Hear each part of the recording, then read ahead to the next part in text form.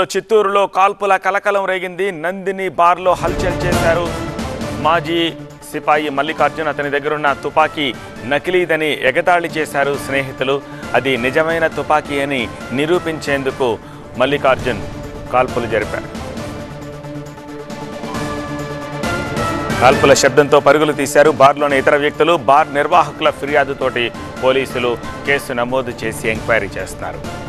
ఆర్మీలో పనిచేస్తూ 2001లో రిటైర్ అయ్యాడు మల్లికార్జున్. ఆ సమయంలో గన్ లైసెన్స్ తీసుకున్నాడు. అప్పటి నుంచి రూల్స్కి విరుద్ధంగా రెగ్యులర్గా దాన్ని క్యారీ చేస్తూ వస్తున్నాడు. బార్లో తాగుతూ ఉండగా ఆ తుపాకీ పేలదని మల్లికార్జున్ బిల్డప్ ఇస్తున్నాడని స్నేహితులు ఎగతాళి చేయడంతో మైకంలో ఆవేశంలో కాల్పులు జరిపాడు. అతని దగ్గరున్నది 32mm పిస్టల్గా గుర్తించారు పోలీసులు. ప్రస్తుతం అతని దగ్గర నుంచి ఆ పిస్తోల్తో పాటు కొన్ని బుల్లెట్లను కూడా స్వాధీనం చేసుకున్నారు.